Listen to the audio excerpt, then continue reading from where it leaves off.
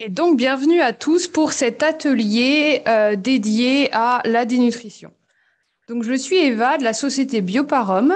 Donc, Bioparum, la biologie pour l'homme. Notre cœur de métier, c'est le Z-métrique, c'est donc la mesure de composition corporelle par bioimpédance. Avant de commercialiser réellement nos outils, on a travaillé pendant 7 années vraiment orienté recherche et développement dans l'objectif de concevoir et de publier pour valider nos différents outils. Aujourd'hui, on travaille principalement sur 3 marchés. Le marché de la nutrition, donc par les diététiciens, médecins nutritionnistes en ville ou dans les établissements de santé. Le marché de la santé, via les établissements de santé, hôpitaux, cliniques, SSR, EHPAD, etc. Et le secteur du sport de haut niveau où on essaye d'aider les sportifs de haut niveau à optimiser leur performance. Nos outils sont conçus, fabriqués et le SAV est également en France. Et j'ai la chance d'avoir avec moi une équipe pluridisciplinaire pour assurer et la promotion de l'outil, mais également la formation et l'aide à l'interprétation des bilans. Donc, mon équipe aujourd'hui est composée de 8 personnes. Donc, j'ai aujourd'hui la chance d'avoir mes 4 diététiciens qui suivent aussi l'atelier. Donc, Marie, l'ancienne, qui s'occupe plutôt du secteur de la formation.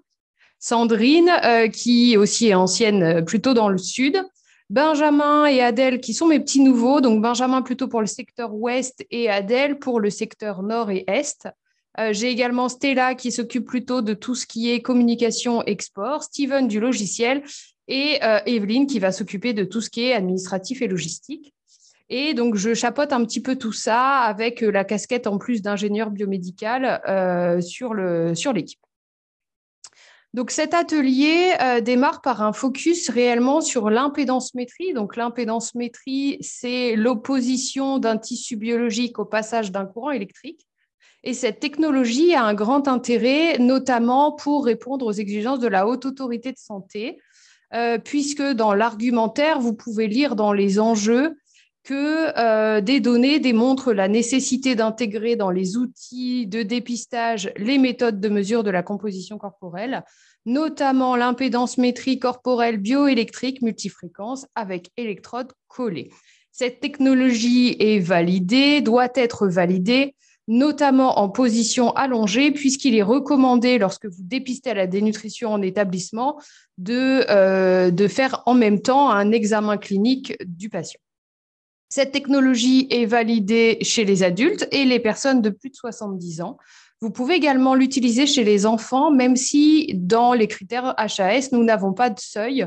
Donc, c'est utilisable, mais sans seuil, sans vraiment de valeur pour pouvoir dépister et coder la dénutrition.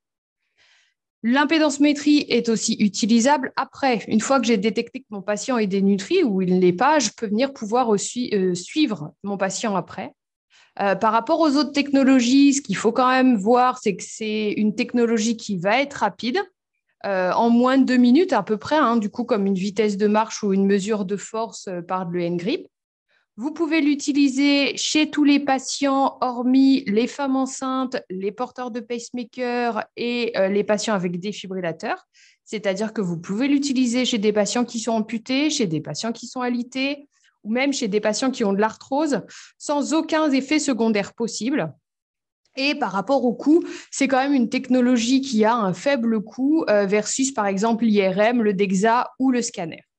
Pour vous remettre un petit peu dans le contexte, donc nous, Z-Metrix, on a commencé à le déployer il y a une petite dizaine d'années.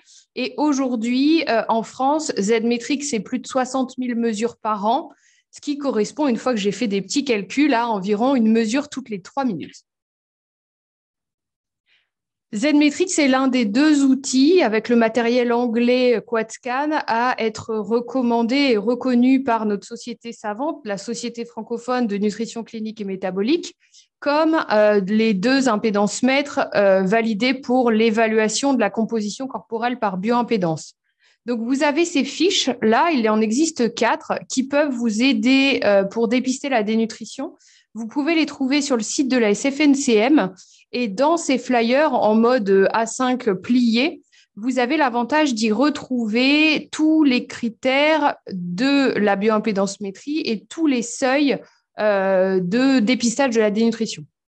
Donc, il y a écrit, notamment au niveau du matériel, qu'il est recommandé d'utiliser la position allongée, comme je vous l'ai dit, pour pratiquer un examen clinique, et que c'est interdit, écrit n'est pas recommandé, mais on peut même dire que c'est interdit chez la femme enceinte et le porteur de pacemaker. On va donc orienter cet atelier réellement sur la dénutrition. On démarrera par des chiffres avec la mise en situation, la définition, le contexte. Je vous présenterai ou représenter les critères de dépistage de la dénutrition. Un exemple concret pour permettre d'illustrer la prise en charge et on verra, une fois que j'ai dépisté mon patient comme étant dénutri, qu'est-ce que je fais ? Donc, on va démarrer par un petit sondage. Donc, le sondage va s'ouvrir directement dans votre Zoom. Vous pouvez décaler la fenêtre à droite ou à gauche et je vais commencer par vous poser 3 questions. Donc, la première question sur la part de la population qui est touchée par la dénutrition en France. Est-ce que c'est environ 500 000 personnes? Est-ce que c'est environ 1 million? Environ 2 millions? Le dosage de l'albumine, aujourd'hui, à quoi est-ce qu'il sert? Est-ce qu'il sert à faire le diagnostic de la dénutrition? Est-ce qu'il sert à établir le niveau de sévérité ou est-ce qu'il sert à faire le suivi de la renutrition des patients? Et troisième question, pour dépister la dénutrition par impédance-métrie, je peux utiliser n'importe quel type d'impédance-mètre, y compris un pèse-personne. Est-ce que je peux utiliser tout type d'impédance-mètre professionnel avec un marquage CE médical? Ou est-ce que je dois utiliser des impédance-mètres multifréquences à électrodes collées validées par de la bibliographie? Je vais vous laisser quelques minutes pour répondre. Donc, on est désormais 95 sur le lien.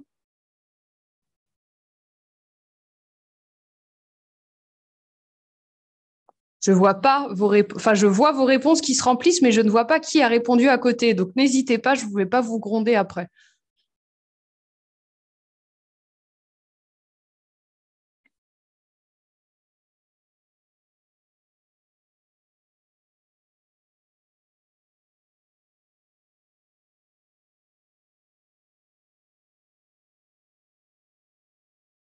On attend encore quelques secondes et après, je ferai une photo des résultats et comme ça, on regardera parce que je vous reposerai les mêmes sondages exactement à la fin et on verra si vous avez quand même bien appris des choses sur cette heure d'atelier. Okay.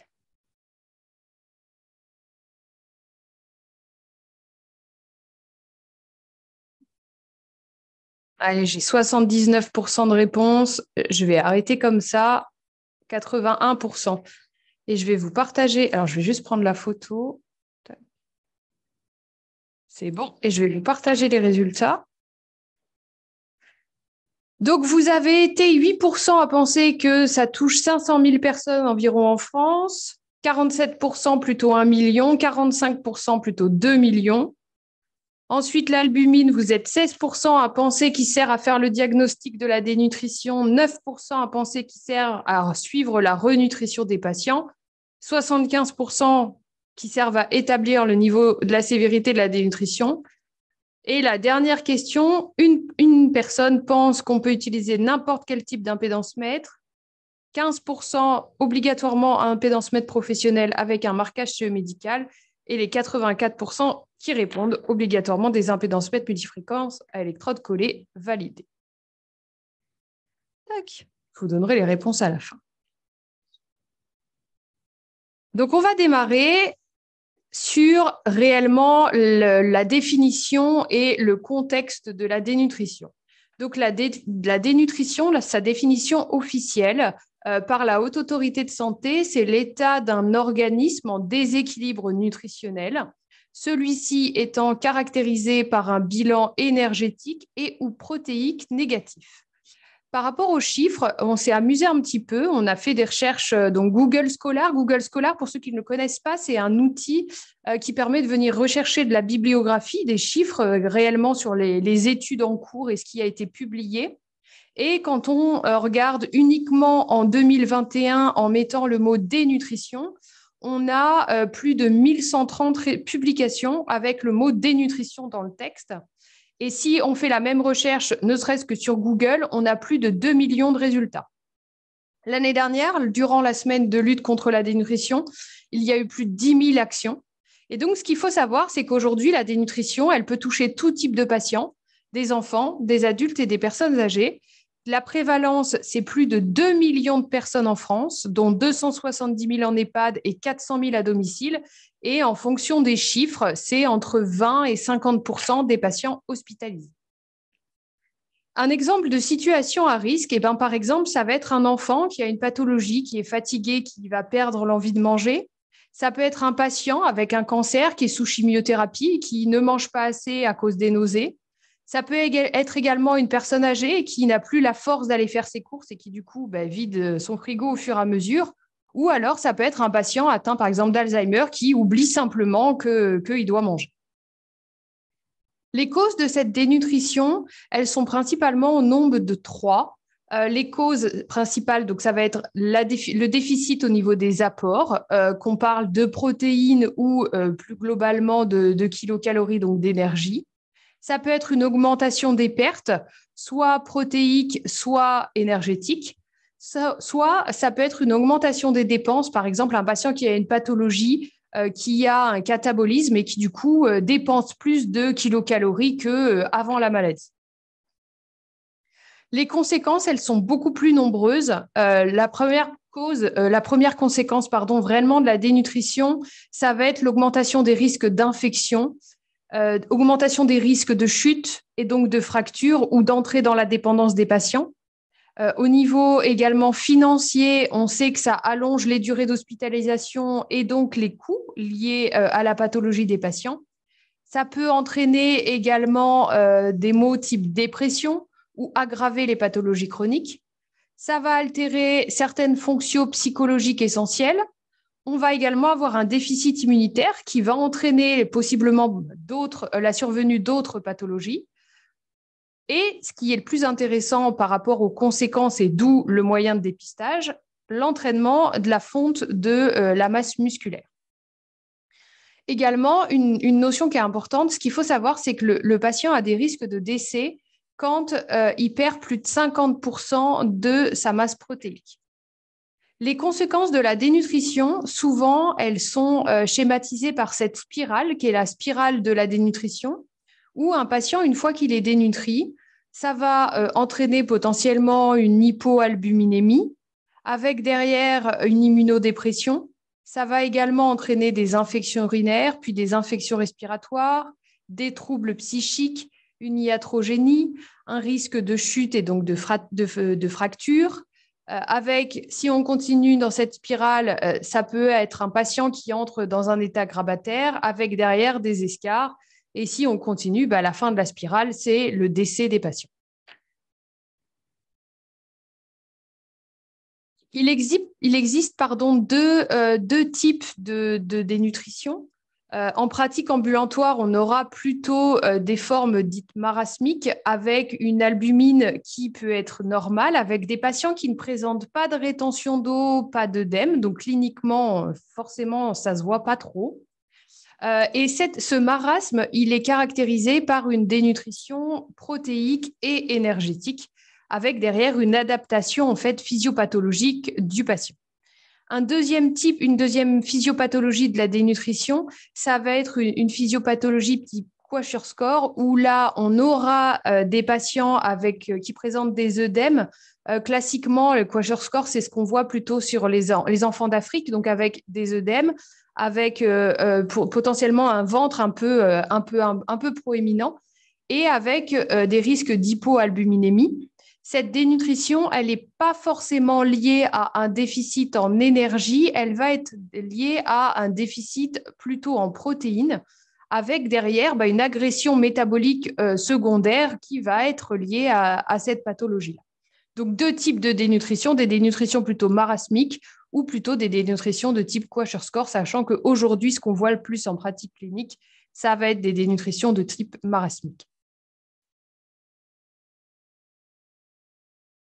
Comment prendre en charge la dénutrition? Ce qu'il faut savoir, c'est qu'en fait, tout le monde va être concerné et du coup, partout. Qu'on soit diététicien en libéral, diététicien à domicile, diététicien en cabinet ou également en établissement. Donc, c'est vraiment partout. Par qui? Par tout le monde. qu'on soit médecin, diététicien, nutritionniste, donc vraiment confronté tous les jours à ce problème, ou également le reste du corps soignant comme les IDE, les infirmiers, les aides-soignants, ou alors les kinésithérapeutes, les ergothérapeutes, les coachs activité physique adaptée. On a également tout le champ des assistantes sociales, des psychologues, et vous avez également de concerner les services de coordination à domicile et les prestataires de santé, et également les pharmaciens qui permettent également de faire le lien ville-hôpital. Comment prendre en charge la dénutrition? Eh bien, en s'appuyant sur les recommandations officielles. On a la chance d'avoir au sein de la SFNCM réellement des belles actions sur la dénutrition. Et vous avez notamment les fiches en fait qui vont venir synthétiser comment dépister et comment prendre en charge les patients atteints de dénutrition. Vous devez tenir compte pour suivre ces patients, pour dépister ces patients clairement d'un ensemble d'éléments. Le plus gros focus à faire, c'est que chaque patient est unique et donc votre prise en charge elle doit être individualisée et adaptée à chaque patient. Bien évidemment, par rapport à son degré de mobilité et de dépendance. Je ne traiterai pas, je ne dépisterai pas, je ne suivrai pas un patient qui est totalement en autonomie, qui peut aller faire ses courses, d'un patient qui est grabataire et qui ne peut pas aller faire ses courses ou qui n'a pas d'entourage familial.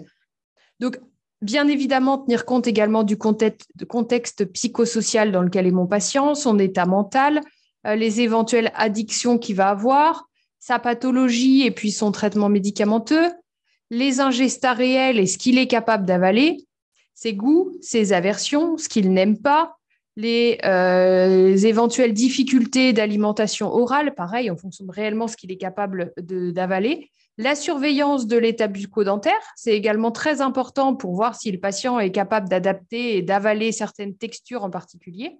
Et puis, l'historique du patient, ce qui a déjà été mis en place ou ce qui est prévu d'être mis en place, notamment par les nutritions artificielles. Le diagnostic de la dénutrition, donc selon la Haute Autorité de Santé, a été publié tout d'abord en 2019 avec les critères de dépistage chez l'enfant et chez l'adulte. Le principe, il est identique, enfant, adulte, et nouvellement, octobre 2021, pour les personnes âgées de plus de 70 ans. Pour établir le diagnostic de la dénutrition, vous allez devoir regarder deux types de critères, des critères phénotypiques ou des critères étiologiques. Le critère étiologique, donc vous avez trois cas possibles. Le premier cas, ça va être un patient qui a une réduction de sa prise alimentaire. Donc, sur la base d'un recueil vraiment précis de sa prise alimentaire, vous allez regarder si mon patient a une réduction de sa prise alimentaire de plus de 50% dans la dernière semaine ou toute réduction, peu importe le pourcentage, pendant plus de 2 semaines consécutives. Vous allez pouvoir évaluer cette réduction de prise alimentaire par le CEFI par rapport à une consommation alimentaire habituelle, quantifiée ou aux besoins protéino-énergétiques de vos patients. Donc pour ça, vous pouvez utiliser le calcul du métabolisme de base ou si vous avez par exemple des recueils plus précis de calcul en fait des consommations alimentaires habituelles de vos patients. Donc ça, c'est le premier critère étiologique. Le deuxième critère étiologique, c'est une diminution de l'absorption digestive du patient. Et le troisième, et c'est souvent le cas le plus important, ça va être lorsque vos patients sont en situation d'agression, avec par exemple une pathologie aiguë, une pathologie chronique évolutive ou une pathologie maligne évolutive. Donc, par exemple, un patient qui souffre de cancer, clairement, le critère étiologique à privilégier, ça va être le dernier critère, la situation d'agression. Donc, lorsque j'ai au moins un de ces trois critères qui est sous le seuil ou qui est validé, je vais considérer que mon patient a bien le critère étiologique du diagnostic de la dénutrition. Et ensuite, il vous faudra au moins en plus un critère phénotypique. Donc, le critère phénotypique, qu'on soit chez l'enfant, chez l'adulte ou la personne âgée, c'est le même.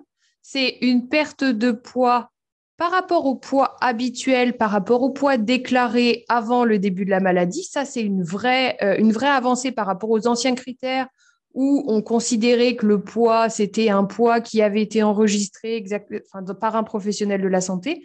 Là, ça peut être mon patient qui me dit « L'année dernière, je pesais 80 kilos, aujourd'hui, j'en pèse 70 ». Donc ça fonctionne. Donc la perte de poids doit être supérieure à 5% en un mois ou 10% en 6 mois ou 10% par rapport au poids habituel avant la maladie.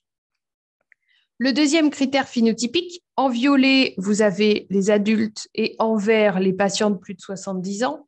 Donc, soit l'IMC est inférieur à 18,5 pour un jeune, soit pour une personne âgée inférieure à 22 kg par mètre carré. Et si vous avez ni l'un ni l'autre, on va vous recommander d'évaluer la masse ou la fonction musculaire pour l'adulte et pour la personne âgée, parler de sarcopénie confirmée. Qu'est-ce que ça veut dire ? Pour un adulte, donc dans mon tableau violet, ici, c'est les critères de réduction de la masse et ou de la fonction musculaire. Donc, j'ai plusieurs technologies à ma disposition. Je peux avoir le dynamomètre. Donc, le dynamomètre, c'est un outil que le patient va prendre en main. Et en fait, ce dynamomètre va évaluer la force dans la main et donc ce qu'on appelle la force de préhension. Vous avez une feuille aussi, un guide SFLCM dédié à ce dynamomètre-là. Donc là, c'est un investissement de l'ordre de 300 à 400 euros quand même, quand on prend le CE médical qui est préconisé par le guide de la SFNCM. Et le seuil, ce sera 16 kilos pour la femme et 26 kilos pour l'homme. Si je n'ai pas de dynamomètre, je peux également évaluer la vitesse de marche des patients sur une distance de 4 mètres en mètres par seconde et le seuil, ce sera inférieur à 0,8. Ensuite, j'ai la possibilité d'évaluer, lorsque par exemple les patients sont des patients sur la file onco, je vais avoir des données de scanner ou d'IRM et je vais pouvoir évaluer l'indice de surface musculaire au niveau de la troisième vertèbre lombaire, donc on appelle L3, en centimètres carrés. Donc le seuil, ce sera 38,5 pour une femme ou 52,4 pour un homme. Mon avant-dernier critère, c'est le DEXA. Donc, un DEXA, c'est une technologie qui va, via des rayons X, vous permettre de couper le corps et d'avoir le corps sur 3 compartiments, le gras, le maigre et l'os, également de découper le bras, le tronc et la jambe. Et là, le seuil, c'est masse maigre. Attention, il y a un abus de langage, une erreur de traduction. Masse maigre appendiculaire, donc ça veut dire la masse maigre, tout ce qui est ni gras ni os, de mes 2 bras plus de mes 2 jambes, en kilogrammes divisé par ma taille au carré. Et donc, le seuil, c'est 5,67 pour la femme et 7,23 pour l'homme. Et enfin, si vous avez ni DEXA, ni scanner, ni IRM, ni N-grip, ni la possibilité d'évaluer sur 4 mètres la vitesse de marche de vos patients, on vous préconisera d'utiliser un bioimpédancemètre pour évaluer 2 données, l'index de masse musculaire en kilos divisé par la taille, le seuil pour une femme 5,7, pour un homme 7, ou alors la masse non grasse, tout ce qui n'est pas gras chez le patient, inférieure à 15 pour une femme et inférieure à 17 pour un homme. Donc ça, c'est pour l'adulte. Ensuite, pour le patient de plus de 70 ans, en vert, vous voyez qu'on vous parle de sarcopénie confirmée. Une sarcopénie confirmée, selon l'étude WGSOP 2019, il vous faut 2 critères. Un critère de force et un critère de masse. Pour le critère de force, le dynamomètre, il peut être préconisé. Donc attention, le seuil pour l'homme, ce n'est pas le même qu'un adulte jeune. C'est 27 kilos pour un homme, alors qu'un homme jeune, c'est 26. Pour une femme, 16 kilos. Et vous pouvez faire une technique qui est quand même assez facile à utiliser. Vous demandez à votre patient de s'asseoir sur une chaise et de se lever 5 fois d'affilée. Si la force de préemption est inférieure à 16 ou 27 et qu'il met plus de 15 secondes à se lever 5 fois de sa chaise, vous avez validé qu'il a bien une réduction de la force musculaire. Si j'ai un patient qui est alité ou qui ne peut pas prendre le N-grip, le critère, il est déjà validé. Et le deuxième critère, c'est la réduction de la masse musculaire. Donc là, on va vous préconiser soit d'utiliser du DEXA, où on utilisera l'index de masse maigre appendiculaire comme chez l'adulte, Ou alors, on utilisera la masse musculaire en kilogrammes, inférieure à 15 kg chez une femme, inférieure à 20 kg chez un homme, ou l'index de masse musculaire, kilogramme divisé par mètre carré, presque le même seuil que chez l'adulte jeune, 5,5 pour une femme et 7 kg pour un homme, kilogramme par mètre carré, pardon. Donc, je vais vous illustrer cet exemple, en fait, ce dépistage de la dénutrition par un exemple. Donc, c'est un exemple de patient qui est suivi par un prestataire de santé et qui, du coup, nous a permis de récupérer en partie les bilans. Donc, notre patient, c'est un patient de 55 ans qui a une BPCO depuis environ 5 ans. Il est pris en charge par une équipe pluridisciplinaire au sein d'un SSR, donc avec les infirmiers, un diététicien et un médecin. Et à la consultation initiale, mon patient mesure 1,70 m, 72 kg. Donc, quand j'évalue son IMC, il a un IMC totalement normal à 24,9 kg. Lors de l'enquête alimentaire par le diététicien se rend compte qu'en fait, il a une réduction des apports Péros récemment suite à un peu de troubles dans sa sphère familiale. Donc, c'est un patient qui, d'un seul coup, se met à moins manger. Et c'est un patient avec un ancien contexte alcoolo-tabagique qui ne pratique aucune activité physique. Le diététicien se met donc est donc en charge dans ce SSR du dépistage de la dénutrition. Il prend le joli tableau. Le patient est en situation d'agression et une réduction de la prise alimentaire. Donc, j'ai bien un critère étiologique qui est validé. Je déroule mes critères phénotypiques. Il n'a pas perdu de poids. Il a un IMC à 24,9, c'est un homme jeune, donc on prendra les critères violets. Et puis, du coup, j'ai ni la perte de poids ni l'IMC bas, donc je vais évaluer sa masse ou sa fonction musculaire. Le diététicien n'a pas de N-grip, il n'a pas la possibilité de lui faire une vitesse de marche, il n'a pas de DEXA, il n'a pas d'IRM, il n'a pas de scanner, mais il a un Z-Matrix, donc il va évaluer sa composition corporelle. Et à l'évaluation de sa composition corporelle, j'ai un index de masse non grasse à 20, donc qui est au-dessus du seuil, la 20,02 au-dessus du seuil de 17. Donc, il n'est pas dénutré selon sa masse non grasse. Par contre, quand je regarde son index de masse musculaire, j'ai un index à 6,57, donc qui est sous le seuil de 7. Donc, je diagnostique mon patient comme étant dénutri par la composition corporelle et donc par la masse musculaire inférieure à 7. Je continue. Mon guide SFNCM me donne aussi la détermination de la sévérité de la dénutrition. Donc, je vais avoir pareil 2 types de critères. Donc, des critères pour une dénutrition modérée, un seul des critères suffit, ou une dénutrition sévère.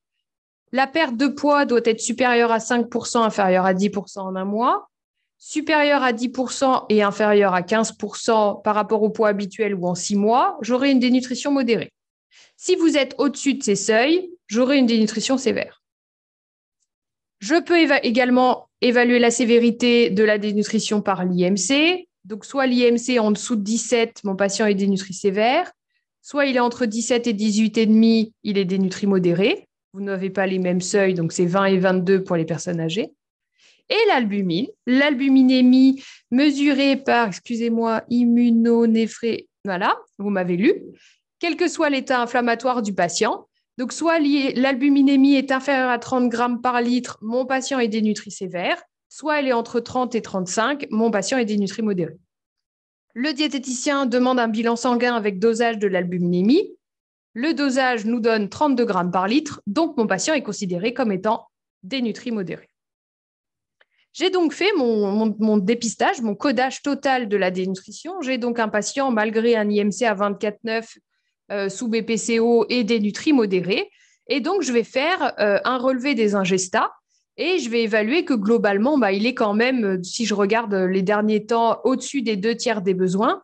Donc, le diététicien va lui proposer, je descends mon arbre, une alimentation enrichie avec des CNO et je vais lui faire une réévaluation hebdomadaire.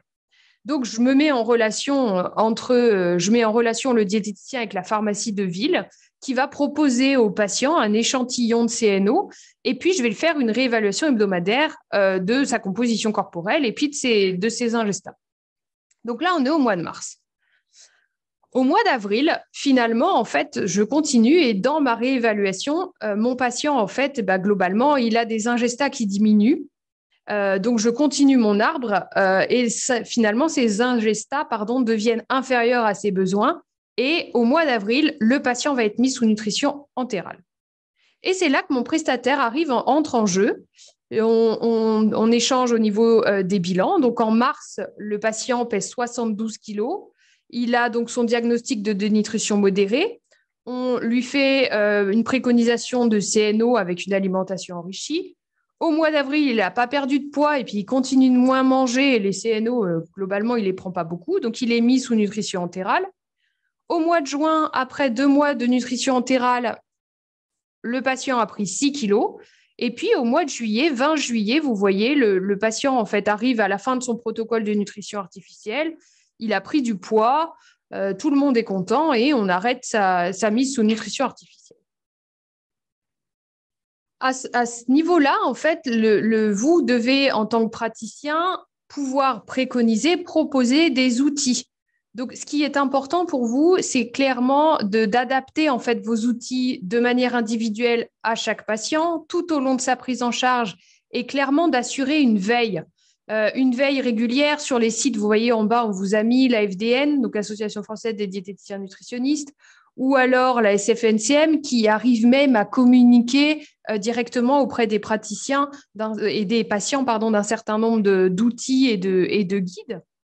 Vous avez du coup à votre disposition un certain nombre de documents, des livrets conseils pour le patient, mais également pour l'entourage, avec par exemple des types de conseils ou des livrets de recettes.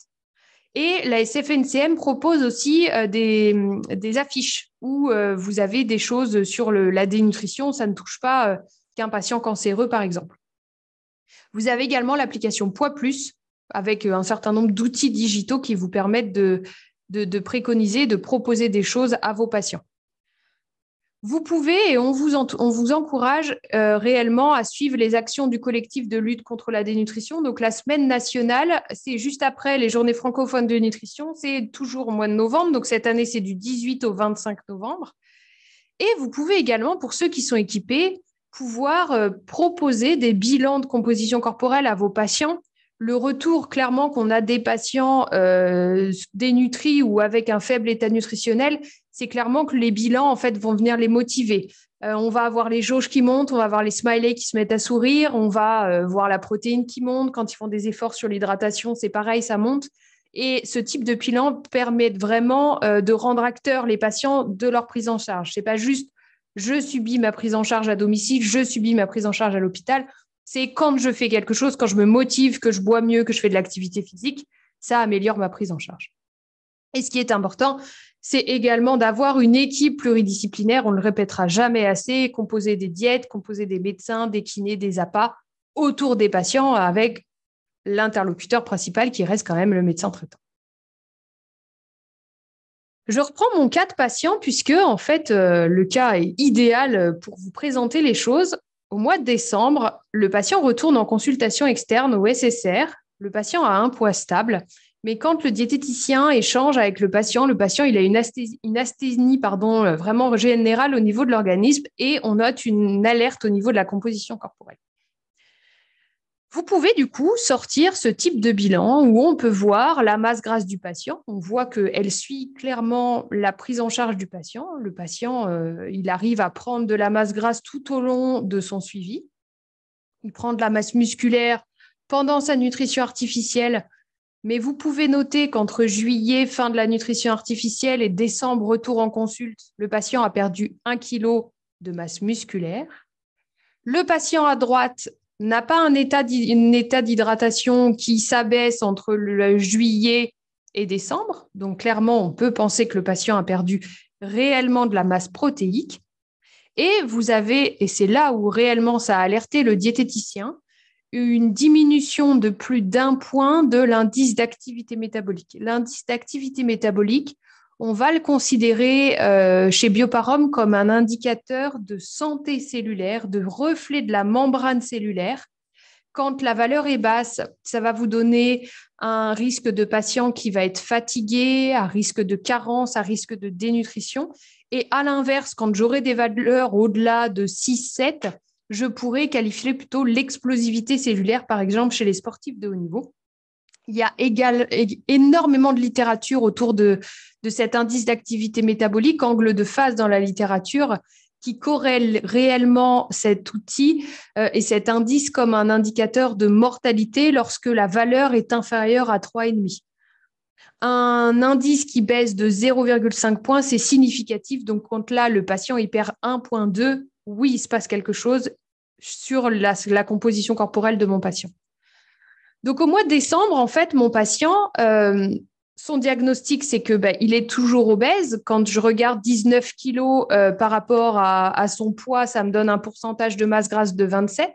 Mais il n'est plus dénutri puisque sa masse musculaire est au-dessus de 7. Elle est à 8,4 kg par mètre carré.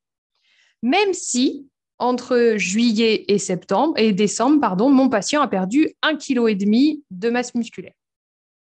Sa nutrition, après une évaluation de ses apports, il a de nouveau de faibles ingestats. Donc, on reprend les conseils d'alimentation enrichis avec les compléments nutritionnels oraux.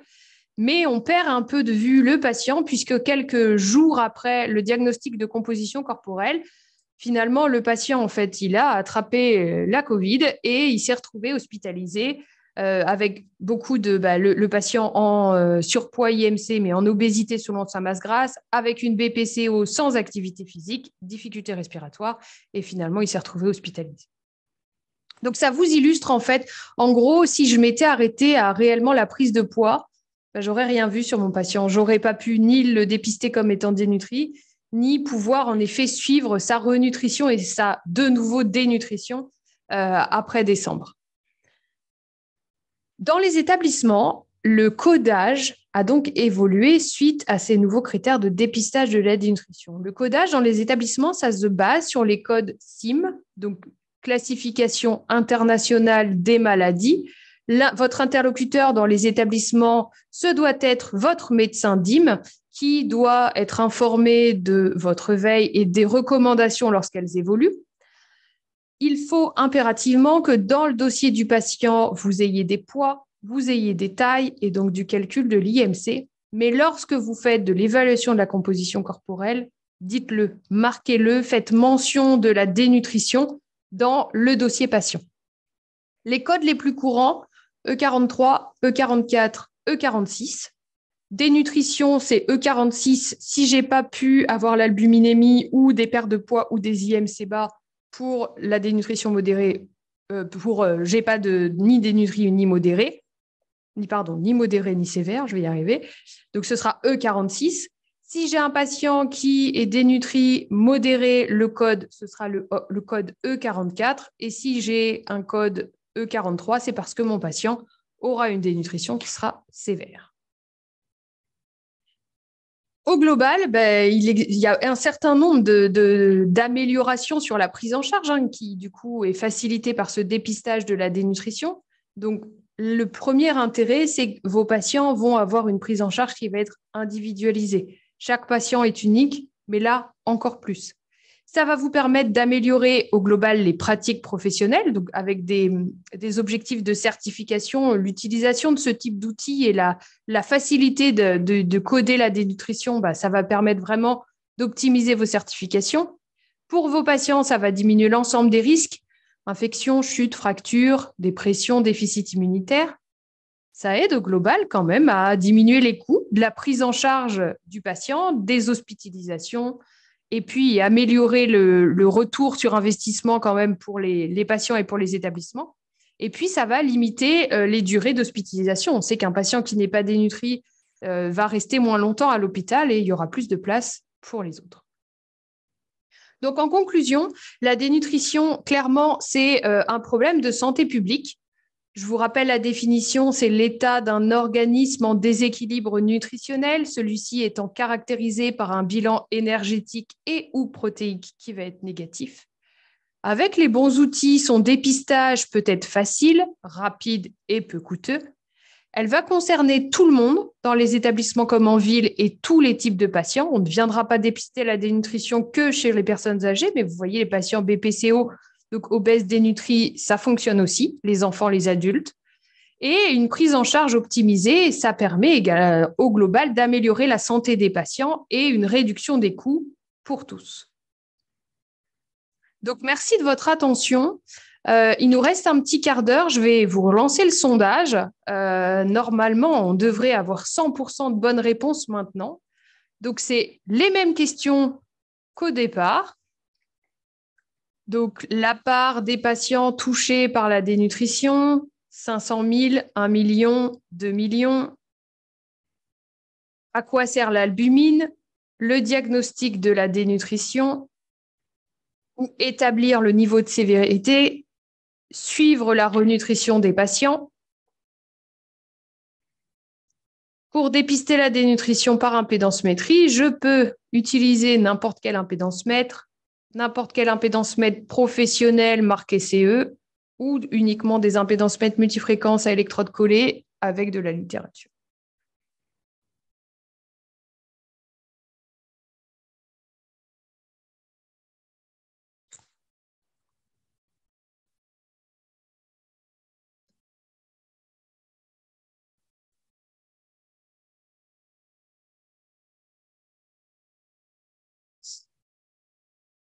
Je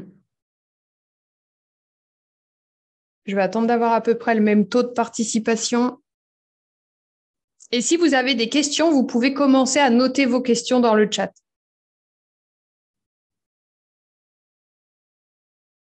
On est mieux quand même au niveau des résultats.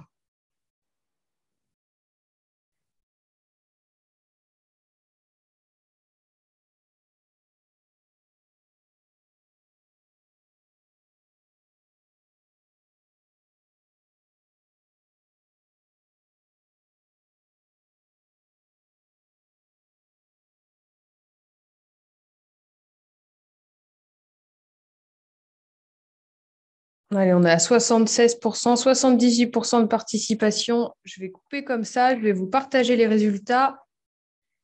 Donc, au premier tour, vous étiez 45% à avoir la bonne réponse. Donc, 45% avaient la réponse 2 millions. On est à 89%. Donc, bravo à ces 89%. En effet, ça touche plus de 2 millions de patients et de personnes en France. L'albumine, vous étiez 75% à avoir la bonne raison, les réponses qui étaient d'établir le niveau de sévérité de la dénutrition. Vous êtes maintenant 97%. Et enfin, vous étiez 84% à avoir la bonne réponse qu'il fallait utiliser des impédances mètres multifréquences à électrodes collées validées avec de la biblio. Vous êtes maintenant 87%. Donc, vous êtes encore 9 à penser qu'on peut utiliser soit n'importe quel type d'impédance mètre, même les personnes particuliers, ou les impédances mètres professionnelles avec un marquage CE. Ce qu'il faut savoir, c'est qu'un marquage CE, ce n'est pas une obligation de résultat. C'est juste que le produit a été conçu comme respectant les normes européennes.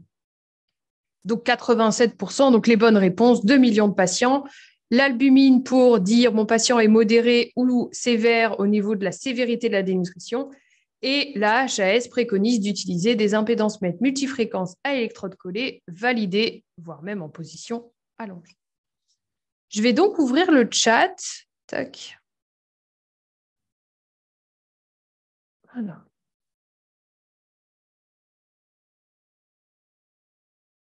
Donc, je n'ai pas pu me libérer plus de temps. Je regarderai la suite par le lien. Oui, en effet, vous aurez accès à un replay. Donc ça, vous pourrez sans souci. Quelle est la fiabilité de la bioimpédance-métrie chez un patient hyperhydraté ou avec une acide? Alors, je n'ai pas le prénom de la personne qui a posé la question. En fait, ce qu'il faut, alors on va rentrer un peu dans le détail de la bioimpédance-métrie. La bioimpédance-métrie, l'impédance-métrie à la base, ça vous permet d'évaluer des données de bioimpédance en ohms. Donc la seule chose qui sort de vos impédance-mètres, c'est des données en ohms. Et ensuite, il faut convertir ces mesures en ohms avec des équations pour évaluer la composition corporelle.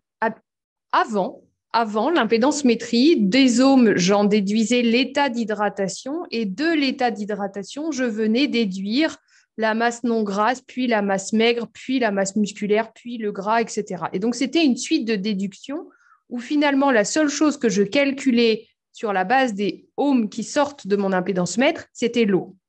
Ça bloquait en fait dès que vous aviez des patients avec des œdèmes en réa ou en chimio ou en néphro, par exemple. On sait que derrière, toutes les données de type masse grasse, masse musculaire, etc., étaient biaisées à cause de l'hyperhydratation des patients. Ça, c'était avant. Aujourd'hui, nous, ce qu'on met en avant, c'est qu'on utilise une bioimpédance non déductive où, en fait, on ne déduit pas la masse musculaire ou la masse grasse de l'état d'hydratation. La preuve ultime de ça, c'est que, par exemple, Z-Matrix, on a quasiment 80 Z-Matrix qui servent à mesurer des patients sous dialyse, où, en fait, vous pouvez voir pendant la dialyse que l'état d'hydratation des patients baisse parce qu'on leur enlève de l'eau, mais au global, la masse grasse, elle ne bouge pas d'un iota. Et ça, c'est la preuve ultime que ça va marcher, même sur des patients qui ont des œdèmes, même sur des patients qui ont 10 litres de flotte à cause des, par exemple, en réa, vous pourrez utiliser, vous pourrez dépister la dénutrition. Donc, il faudrait même que la HAS dise qu'il faut utiliser des impédancemètres non déductifs. Mais bon, ça, on va un peu trop loin. Concernant l'anthropométrie, un tour de mollet inférieur à 31 cm est proposé. Qu'est-ce qu'on en pense? J'en pense que ce n'est pas dans les recommandations HAS, donc je pense que si ça n'a pas été mis en avant par le collectif d'experts, c'est qu'il ne doit pas y avoir assez de validation pour ce type de données. Les normes sont-elles les mêmes personnes pour des personnes amputées? Il n'existe pas de normes pour des personnes amputées, et je pense que s'il existait des normes pour les personnes amputées, il faudrait faire des normes par rapport aux centimètres de patients qui manquent. Donc, je pense que c'est quelque chose qui aujourd'hui est trop compliqué. L'intérêt de suivre sur des patients amputés, ça réellement entre deux mesures. Et là, clairement, les seuils peuvent être utilisés. Je pense qu'il faut utiliser les normes telles quelles, en fait. Donc, on peut utiliser 5, 7 et 7 ou 5, 5 et 7 pour une personne âgée. Emmanuel demande s'il est possible de récupérer le diaporama. Vous aurez accès au replay. Donc, vous aurez tout sur le replay avec la possibilité de faire des imprimes écran si vous voulez. Est-ce que angle de phase et IAM, c'est la même chose? Oui. IAM, indice d'activité métabolique, c'est un reflet de l'angle de phase dans la littérature. On l'a juste appelé indice d'activité métabolique parce que c'est bien plus parlant quand je parle à un patient de dire que c'est son activité métabolique plutôt que son angle de phase. Cécile Fanchon, oui, il y aura un replay. Donc, vous aurez le replay, vous aurez tout. J'ai 7, SETES. Pour le calcul de l'IMC, il faut prendre avant ou après tassement. C'est marrant. La taille sur la carte d'identité est valable. Non, il faut utiliser la taille du patient au moment de la prise de mesure. Si vous n'avez pas de toise, il existe des conversions distance épaule-coude, ou alors vous avez des distances talon-cheville. Talon, j'y arrive jamais. Les distances cheville, talon-genou, pardon. Donc même sur des patients amputés, s'ils ont quand même un épaule et un coude, une épaule et un coude, vous pouvez faire une évaluation de la taille. Il existe des conversions.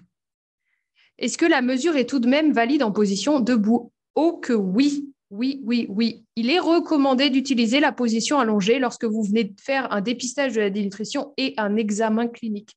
Et parce que les seuils ont été validés en position allongée. Z-Metrix est le seul impédance-mètre au monde qui permet de mesurer en position debout et allongée et qui ont été validés tous les deux.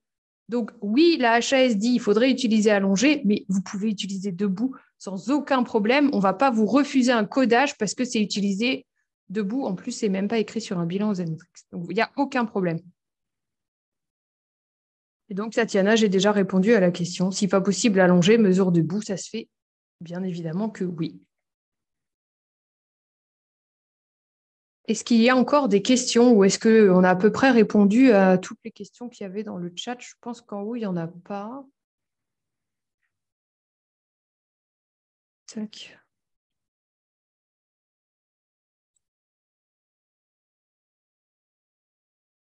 Il est 13h52, donc on a même une dizaine de minutes. Fabienne, vous serez recontactée par un des diètes Bioparum. Donc, vous pourrez lui poser les questions. Vous allez du coup tous recevoir praticiens Z-Metrix ou pas. D'ailleurs, je les salue. Ils étaient 60 sur les 199 d'inscrits à être praticiens Z-Metrix. Vous recevrez le replay. Et si vous avez des questions, n'hésitez pas à revenir vers vos équipiers Bioparum.